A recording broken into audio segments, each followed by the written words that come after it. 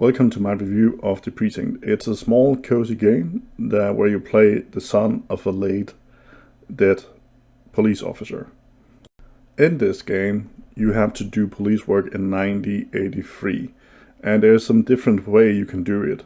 Like here, you can go with a helicopter, and you can help catch crooks by shining a light on them via the helicopter. While on patrol and chasing people, you get police point the top 4 bars. You only start with 2 of them, and they slowly build up when you're doing the pursuits right, and then you can call in backup and stuff. This is a major part of the game, and it allows you to get help catching the people that you are trying to catch. You can also drive around in a tow truck where you have to pick up either crash cars, cars for fingerprints and stuff like that, or like here on screen where I have to pick up a burned out car and get it to the salvage yard.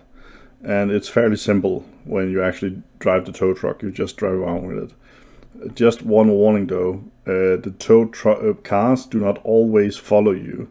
So if you try to cross something like the middle of a lane, sometimes they get stuck and you have to reverse back and kind of hit them with your car to actually get them unstuck. That's kind of annoying.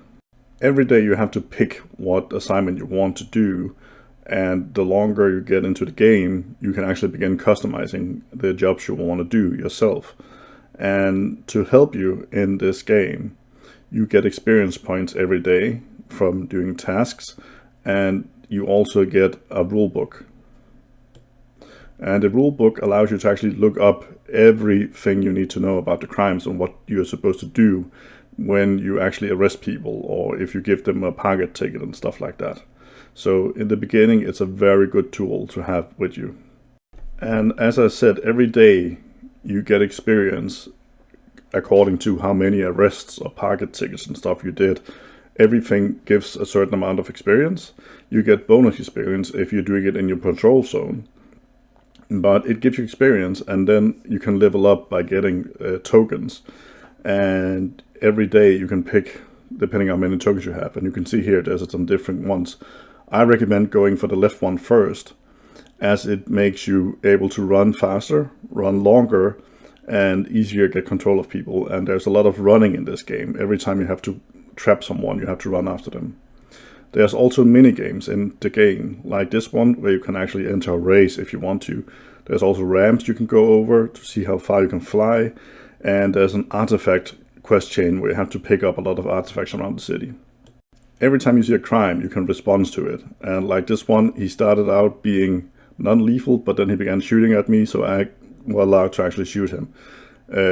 Remember to always use the right amount of force, otherwise you get reset to a previous location if you like just shoot a random guy.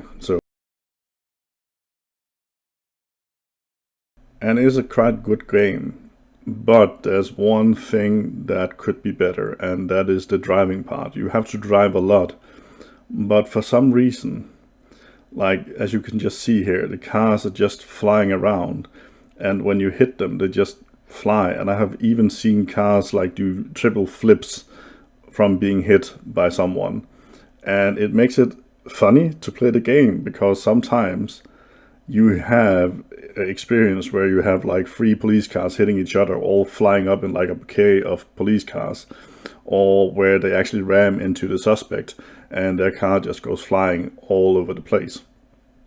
It can be annoying if they get away by that, but it also gives a lot of funny moments.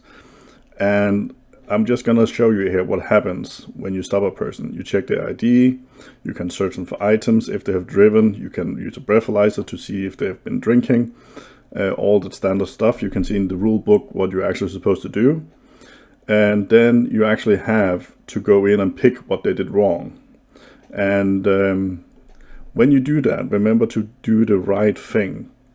You can let the game automatically track that in your vehicle, but it gives you less experience by doing it yourself. But here I'm going to show you what happens if you do the right thing. It gives you a thumbs up. And if you do the negative thing, sometimes you get the idea he did something, but he didn't. And then you get a cross. And every cross is minus experience. So remember to always check everything and make sure you follow the rulebook. don't do that. The main story part of this game is not that long, but since there's a lot of side stuff you can do and you can continue playing after you finish the main quest, there's actually a lot of hours in this game.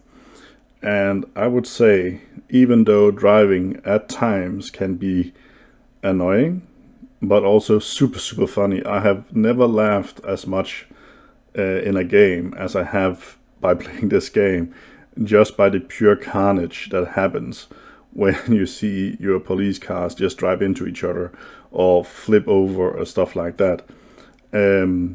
So for the price tag it has, I would actually say it's pretty decent. And if you're waiting for a sale and you don't know if you want to play it, I would recommend you try it out, because it actually is quite a fun experience. And I hope you can use this review, and I just wish you a very fun day. And have fun playing the Precinct if you buy it. Thanks for watching this video. I hope you enjoyed it. I hope you will leave a comment, like and subscribe. And I just wish you a very fantastic day, and hope to see you in the next video.